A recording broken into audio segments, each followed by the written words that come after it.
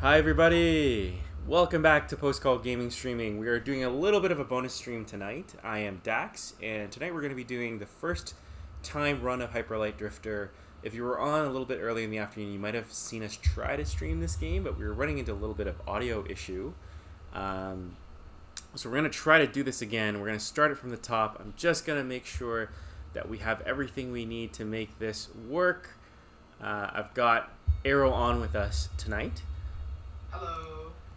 He is going to do a little bit of commentating with us. Arrow, I don't think you... I will be doing no commentary. I don't really know this game. I know it's very good, but I don't know this game, so Dax will be doing most of the commentary. And that is what we love to hear here at Post Call Gaming, is one of us can talk and the other one can ask questions.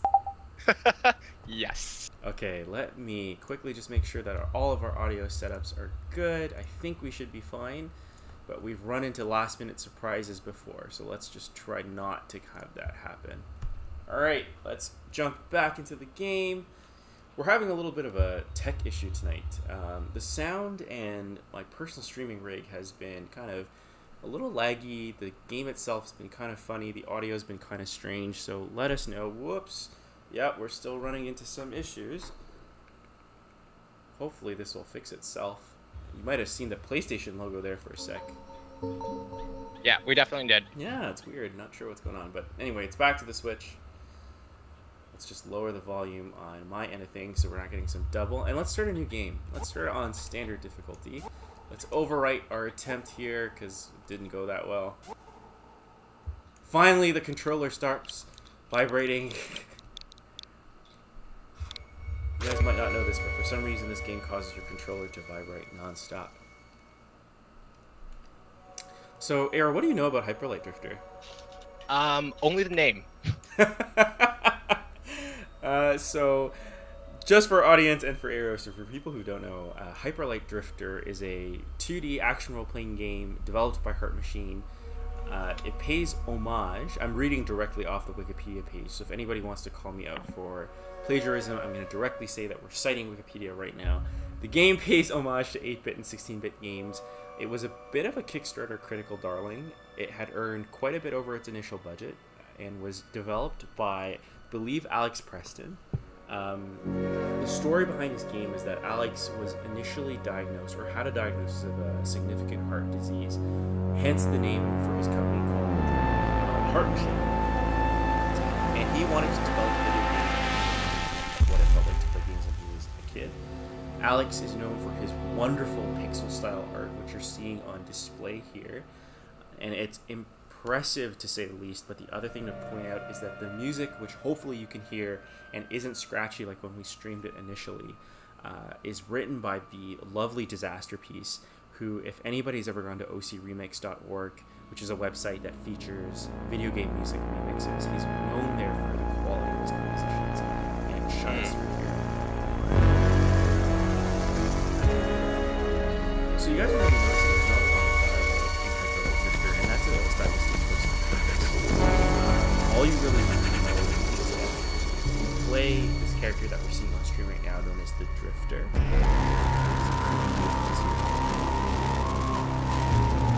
And as we play Hyper Light Drifter, yeah, it's quite disturbing imagery, but I have to confess, I've never actually beaten Hyper Light Drifter, but I did follow this game's development. I was not a backer on the Kickstarter, but I loved this art style, and I followed along its development quite well. So I can talk a little bit about its story, but part of it we'll be discovering together, so that'll be fun. It's interesting to see that shape around the dog's head. I actually don't know why that's there.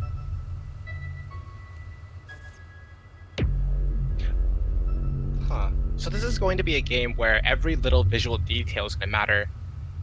Yeah, so when we run into our first set of NPCs, you're going to notice that, again, like we said at the beginning, no one in this game actually talks.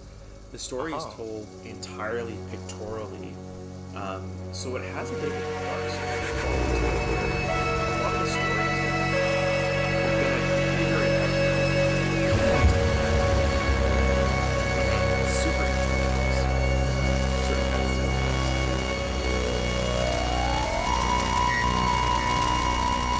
and it's playing this on the Switch. The game recently just got released on Nintendo Switch for the special edition. It was released on September 6th.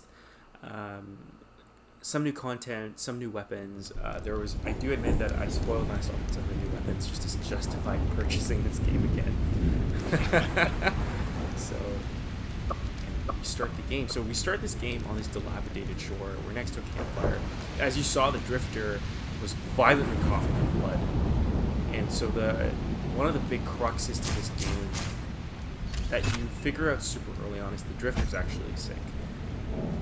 And so he's probably here to find a cure, although this is never actually directly stated.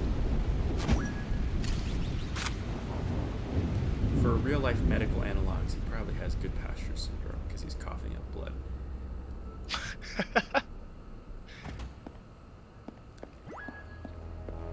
And as another nod, the story is very similar to Bloodborne, where you start the game as this ill person that needs a cure that can only be found in this mysterious place. Just being a little violent with that skeleton there.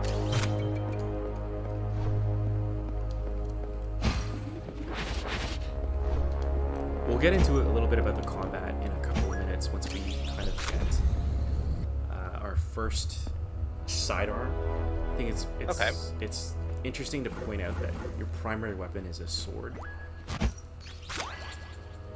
And here we go. Talk about that segue. So, Hyper Light Drifter, 2D action role-playing game.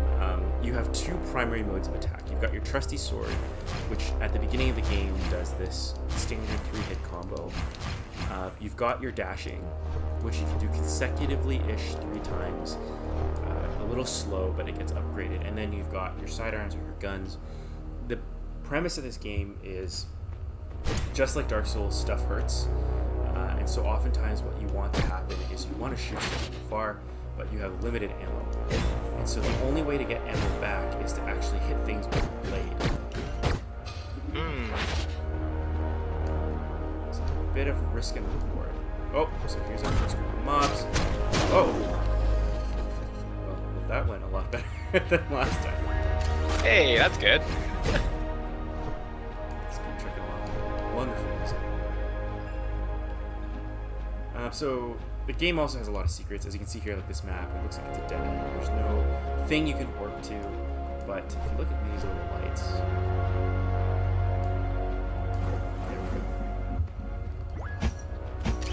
and it's also interesting. I can't remember if this game predates Destiny, but you have a little ghost buddy that does all your programming and hacking for you.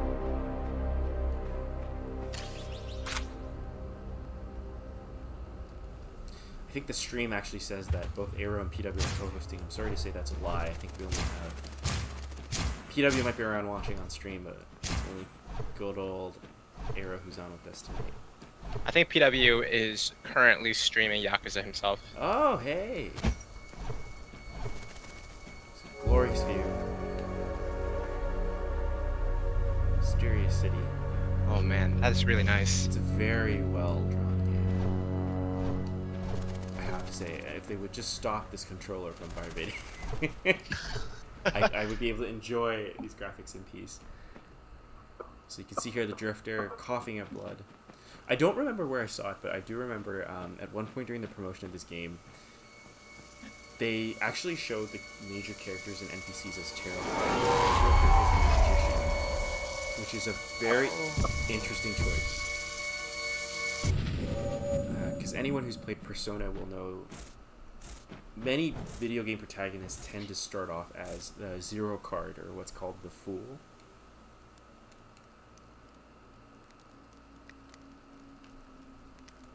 But the drifter's lived a life. He's he's had some adventures. He's gone out on his own before. This is not his first outing. He is not a fledgling young man or young woman. I don't believe the gender of the character is actually ever expressly stated. But least of all, it to be said, this is not their first rodeo show. So here we are. Let's wake up. Let's wreck this guy's house a bit, even though he was so nice to us. We turn the lights off. Let's turn the lights back on. There's a mirror. Can't break it, unfortunately. And now, as you can see, this mysterious stranger's left us a map. So, Hyper Light Drifter, similar to a lot of indie games that came out around this time, very much an emphasis on open world gaming. So, you start in this central hub, and you basically are given 4 directions to go in: north, south, east, and west. It does a little bit of a hinting kind of thing to try to tell you where to go.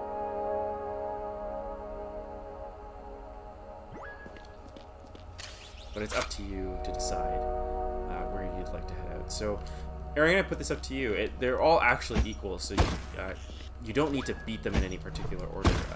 Where would you like us to go? Let's just go west. Alright, let's go west. So this is the first city of the game. We're going to unlock our warp point here. Warp point unlocked. It's going to make our lives a little bit easier. This is a small town. Very Firelink Shrine-esque, actually. You're going to see a couple NPCs, and we're going to show off kind of that dialogue style that we were talking about. So here's, for example, here's a creepy skeleton with a guitar. Doesn't say anything. You can't swing your sword in public, interestingly enough. If you try to do so, the drifter will actually look down and kind of say, like, this is not the time. So we'll head west.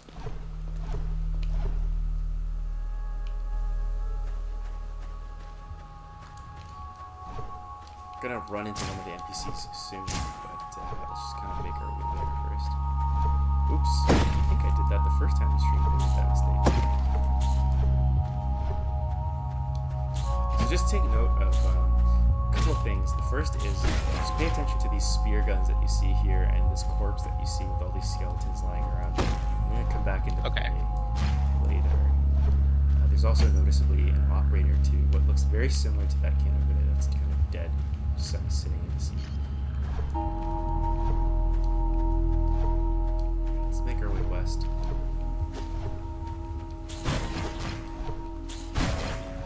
As you can tell, very brutal game. We'll heal here and pick up this healing kit and make our way back. Alright, so like we said before, combat breaks down into 2 major phases. You're either going to be shooting stuff or slicing stuff. Anyone familiar with the old gaff meme, Shoot and Slice Guy 2? Will know the reference.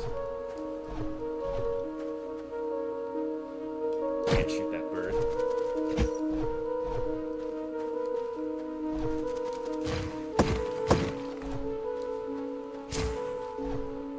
And just like that, we've already found the first secret. Oh, nice. Tons of secrets in this game. Lots of hidden platforms and camera tricks to kind of get you not to find the stuff that's really good for you.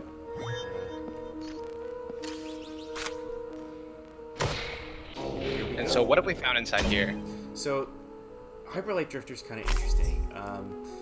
How the dungeon structure kind of works is that major areas are locked off with keys and upgrade panels. So your goal is to kind of, that center patch that you see there where he was looking at, is locked by 4 center gates. And to unlock the 4 center gates, you need to pick up these triangle pieces throughout the course of the map. They're all hidden. So for example, here, we found one, but you totally, it looks so inconspicuous, you wouldn't have necessarily known it was there. Yeah. Same thing with here, so let's see if we can find any goodies here. So we found another healing kit, which we don't leave, so we're just going to leave that there for now. Healing items, a premium in this game, can make or break an encounter. And we're going to see one of the first NPCs just have a chat.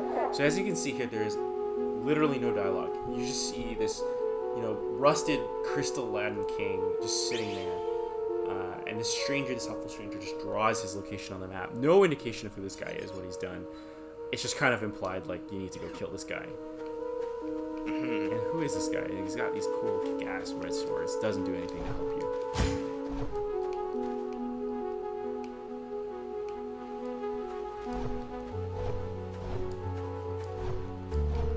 For everybody wondering, we just announced a new stream format on the last stream we just did on Yakuza 0, and you're probably wondering why aren't we doing it here for a different game.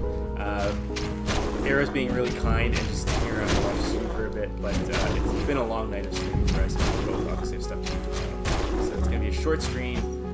We're just kind of having some fun with this game that I really love.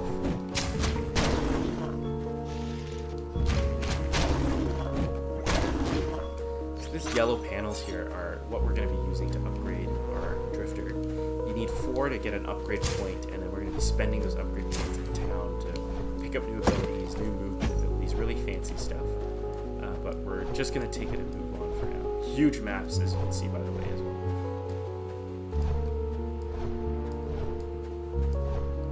Very easy to get confused. As you can see, I'm clearly confused myself. Another med kit. We're going to leave those in case we really need them.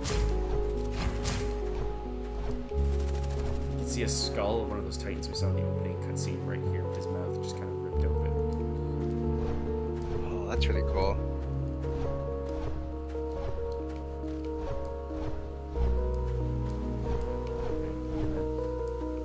I can't remember if this is where you can do it. There's like a trick here to get to that ledge, but I don't think that's it. Come through this archway, cut through these blood red forests, see if we can not die in the next encounter, which is going to be a tricky one. While we're here and at it, let's just cut through. Another healing kit. And then you can see, I call them baboons, I have no idea what these guys are actually called.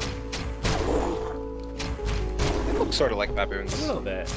And then here you can see, so this is kind of like the gaining mechanism in the game. So we need 3 key cards to kind of get through what we don't have. So we're going to have to keep exploring until we find 3, and then we'll have to remember to come back here. Graph paper, really handy. I'm not using graph paper, I probably should be, but this is the type of game where you really do want to draw your own maps for stuff sometimes.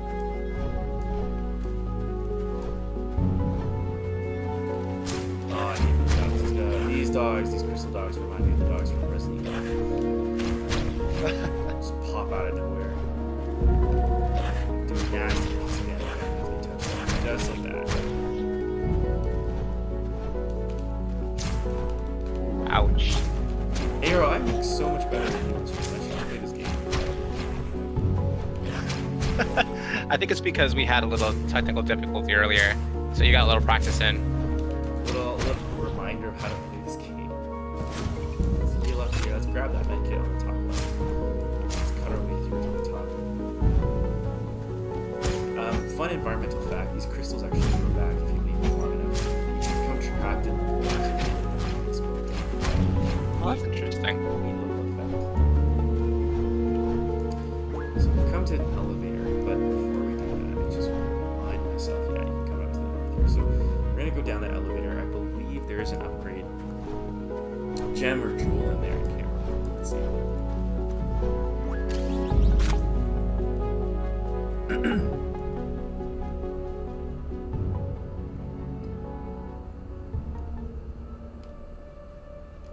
Before I forgot, hydration bot reminded me to take a drink of water, which I am now doing.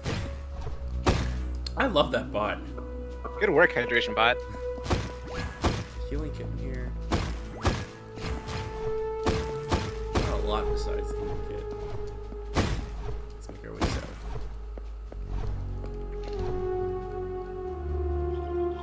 So yeah, if you're interested in getting this game, I think it's only $19.99 US dollars right now, $24.99. Great deal for this game. Honestly, it's short. I have to confess, it's not long. The difficulty is definitely what keeps going. We're just getting railed by the things. Ooh, jeez. Let's heal. Let's get out of here.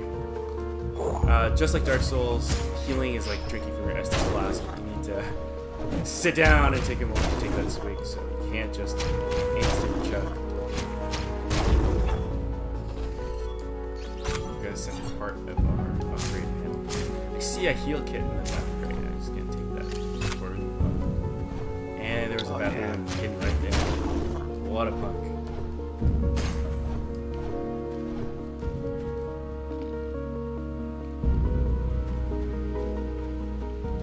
here's where it gets tricky. So we're gonna start fighting some more complex opponents now.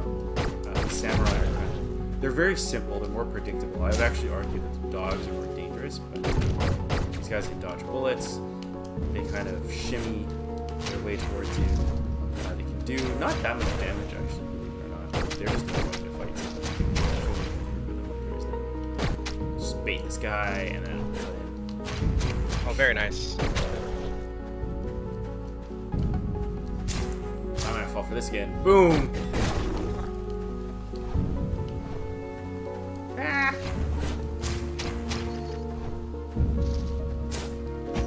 No, baby, don't hurt me.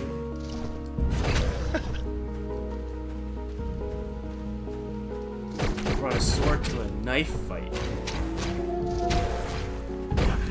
Did we bring the knife? We brought the knife. Look how small our little dinky blade is. Ah. At least we've got a gun. It helps. Always bring a gun to a knife fight. Always bring a sword to a gunfight. It's got a good environmental combo there.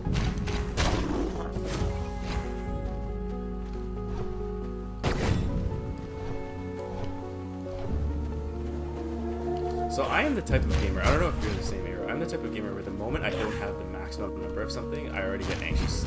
I start thinking like, how can I fill up again? I'm definitely not that type of gamer, but I'm always a little on edge about completing everything. Oh, we have opposite problems. I am willing to move on. knowing that I might have missed a hidden area sort of irks me, and so I spend a lot of time just wasting time trying to find things. I think, you know what, that's the best way to enjoy video games though, is like really exploring, having fun. Isn't hard when you have a library card. I think it's true that you can really enjoy games when you're doing the exploration, but there's certain games where it becomes tedious knowing you're not doing the best thing. Yeah, I know what you mean. It's a little off topic, but I found that I haven't been able to enjoy a lot of the new Pokemon games as much, and knowing specifically that I can IV train, EV train, I can look at IVs and EV train and these sort of things, it sort of takes away from the game experience because I've sort of lost some of the luster of just playing the game for itself, and I always want to maximize my gains in terms of like my team and making sure like I have the strongest team, even though the storyline generally the enemies are very simple and easy. I mean, out of curiosity, did you play Sun and Moon? I've played Sun and Moon 2, or the newest one, and I really enjoyed it. Yeah, Ultra Sun and Ultra Moon, I really enjoyed it, but it still comes down to the same thing, although they did make it much easier to min-max sort of your Pokemon, but I did enjoy the different format that they sort of went with. What do you think about Sun and Moon? Because I know we've been like ever since X and Y, the Pokemon company has made it really easy to like look at stuff like IVs and EVs. What do you think it is about Ultra Sun and Ultra Moon that made it more tolerable for you? It was just the ease of doing it, and there's for a person that wants to actually follow that route of maximizing their returns, the ability to do it, they made it so much simpler so that you can achieve that in like maybe 5-10 minutes on like a particular Pokemon, as opposed to what it used to be was you find one Pokemon that gave a particular Eevee, and then you had to defeat it, make it faint, and then you have to find it again and again and again and repeat it. Now there's a way to do it where you can do it all in the same battle, as long as it's a double battle. And I think they introduced this probably before as well, but it was just much easier in Ultra Sun and Moon. Gotcha. So it was much more fun this way if you were to do that, take that particular route. But have you played Ultra Sun and Moon?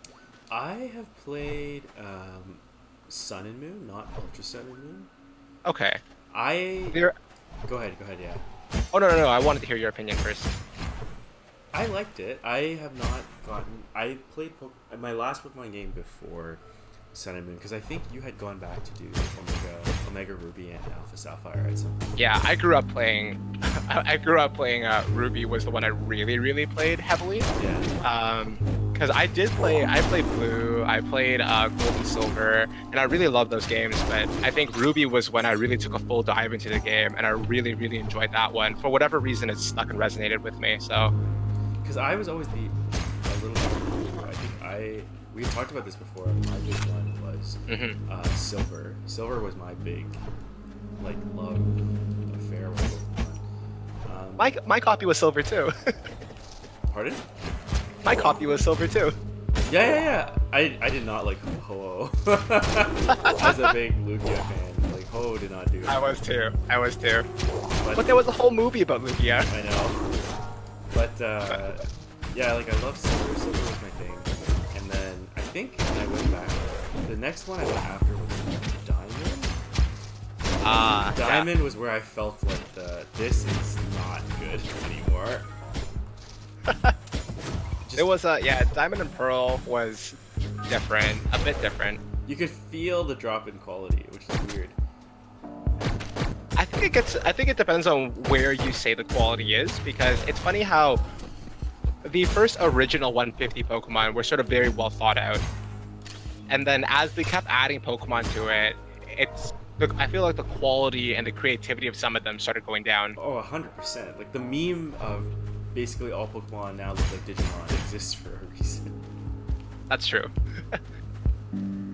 But I would have to say my big issue with it was definitely the quality of Pokemon designs, but it's just the tedium. Like I think as a kid when you grew up and you played the games for the first time, you're kind of like, yeah, whatever, like just level up your main starter and then they can basically raffle stomp everything until you have to have a type advantage, in which case you'll just get the one guy that you need. But I think Diamond was where I really started being like, why don't I actually have a team of Pokemon that are decent? And then I was like you, like I started really getting into it, but then I was like, this is boring, this is not fun. Yeah, I think at the time the game probably wasn't designed to be very competitive, and it wasn't designed with the min-maxing Pokemon players playing against each other interaction in mind. Yeah. And so in today's type of new Pokemon games, I find that they are a little more catered towards that end. So a lot of those things are done easier. Well, but it's funny you bring up. Sorry. Go ahead. You go? Go ahead. I was about to change the topic. Oh, I was just gonna quickly say, like, I agree with you, because the one thing that seems to be missing to me in modern Pokemon games, old Pokemon games, especially in Silver, you just felt like there was this adventure. Like, you never knew when you went into, Sylph Tower what was gonna go down, or when you went to the top of the radio tower what was gonna happen, or all this like kind of stuff that just happens not because you're necessarily playing a Pokemon game, but it's just like an RPG, like fun stuff happens around you. But I'm just wondering whether that's just the product of time and the fact that, the Pokemon games are all going to follow a similar storyline, they're going to follow a similar recipe, and so it's hard for you to get excited after you've played 3 or 4 of them. No, but I mean it more from the sense of, like, even back in Silver, it was predictable. Like, you knew exactly how things were going to go. You were going to, go down 8 gyms, you're going to go to some plateau, you're going to beat up some really tough Pokemon. I think what made Silver and like Red, Blue, and Silver really different. So think about Silver, like there was the first time you had to figure out how to fight Sudowoodo. There's your Red Gyarados on the Lake of Rage. There's all this like fun, unique stuff. But I found in the later Pokemon games, like stuff boils down to like, like nothing really happens. You just run a dungeon, you go through the gym, you get the badge, you move on. Like that's where Sun and Moon was fun because it was a little different. But not always. It's true. So I'm just gonna step away from that for a sec. And so, are we currently in a prison type of a scenario? So what I wanted to actually show off, you'll remember when we were talking to the NPC above ground here. There's a section where they showed you. So basically, my interpretation, and I'm happy to be completely wrong, has always been that villager is telling you the past about what happened in this world or this area. And so what it shows you is you basically see that those big machines that the Drifter had ran into in the opening cutscene were trying to take over the world, and the villagers had managed to invent those crystal harpoon weapons we had seen on the map. But it looked like it backfired, and so the villagers were actually turning into crystal themselves, but they were able to take out those huge titans, which are the corpses that we see kind of littered at the beginning part of this map. It's a really neat little environmental storytelling. This seems to me a bit of like a prison, you're right, because there's just these walled off areas and these skeletons, but it is, again, never explicitly said exactly what is going on. So let's take this elevator back up here for a sec. And it's going to be a short stream, you guys. This is just like a quick little stream between Aero and myself to play a game that I love. Oh no, that was bad RNG. Uh-oh. Dogs? Yeah, usually the RNG kills at least 3 of them. Or 2 of them. We got bad RNG there. Ouch. Ooh. I have not fought one of these. Ooh. There's still titans in a while. Let's get out of here. Guy's big. There we go. We got him. We got him.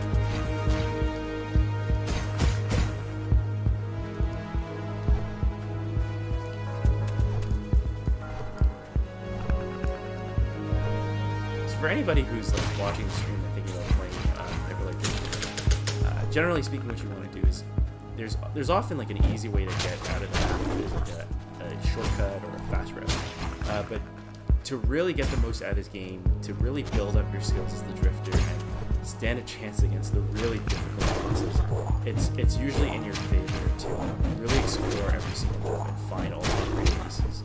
They're really hard to get to rare, but they work really in your favor, and I'm struggling to play and talk at the same time. Just gonna take advantage of this trap here, try to lure these baboons back into the crystal trap, because they might just die on their own. Oh, some of them got trapped in them. There you go. Just reduce their number dramatically. I think I saw it. Yeah, there's a baboon back there. Damn.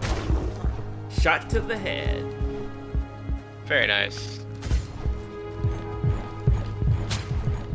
There's a line from a Sega RPG I'm thinking of, from a game called Resonance of Fate. I can't. Do you know what that game is? Have you heard of that game before? No, I have it on the PS2. Wait, no, it's a PS3 game. Oh wait, it might be PS3, PS2.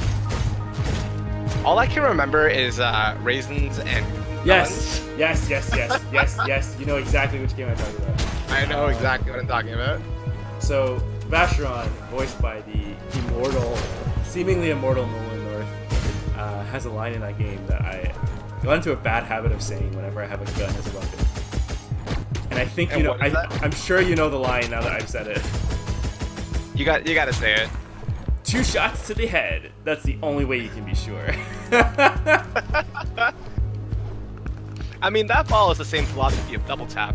Yeah, but I just love the way he says it. 2 shots to the head. That's the only way to be sure. I'm really gonna go back and replay that game. I really enjoyed it. They are re-releasing that game. Are they? Yes, they are. That's why I'm thinking about it. On what platform? PC and PS4. It's a remaster, and I loved that game. Oh my goodness. It's I need to play it again. Great battle system, minimalist story that apparently if you, in Japan, they got one of those like Ultimania books, like Final Fantasy has. Yeah. That really explains the story super well. I'm actually sad that Dark Horse or whoever does those things didn't bring it over, because great game. Like the story is actually deeper than I thought once I wikied the rest of it. Oh. Cute relationship between two of the main characters. And for Teen Titans fans, fun fact, Zephyr, the medium-length blonde-haired party member, is actually voiced by Scott Menville, who plays Robin in Teen Titans. Oh, really? Yeah. That's cool. Very distinctive voice. He has a really good voice. I'm very sure you're talking about the good Teen Titans, the one that we sort of grew up on. Yeah, not Teen Titans Go. Not Teen Titans Go. Not Teen Titans Go. He's the original Robin. He's a great voice. I love his voice. The scary thing, though, is... well, not scary. The interesting thing is he was actually, I think, 40-something when he played that character. No. Really? Timeline. Yeah, he's actually a lot... he's a little bit like another... There's a voice actress as well that plays... usually she's kind of stuck playing what I like to call like the typical angry young teenage anime boy. don't remember her name. She plays like Junior in Zelda-like. She plays a lot of different characters, a lot of different RPGs. She's like, I think, in her late 40s. Oh wow! But she's got really impressive range. I'm sure if you've ever played a JRPG, you have likely heard her speak before. I probably have. Yeah. But Scott, I mean, there's a lot of people. There's a lot of people that are interesting that you don't realize do these sort of voiceovers as well, right? I mean, part of it is because we're living in an era where there's like a couple now really popular voice actors that we hear all the time. Like there's Troy Baker, there's Norman Norman, there's Tara Strong. But I'm thinking of some people that just like they're just passionate what they do, even though they're so much bigger. Like I know a lot of people really enjoy Mark Hamill as the Joker in the animated series. Mark Hamill is amazing as the Joker. And like it's sort of like a passion project for him, as opposed to, because he clearly doesn't need something like that, right? I totally agree, but I would actually, now that you've got me thinking about it, I would say if you ever have the time, you should listen to Troy Baker actually does this thing. I think it was 2 years ago at the San Diego Comic-Con. He read the Joker's monologue from The Killing Joke. Oh. And that's like the famous one where Robin dies. Yes. Yeah. I've read the series. And so he actually does the monologue, and he does this fantastic Mark Hamill impression of the Joker.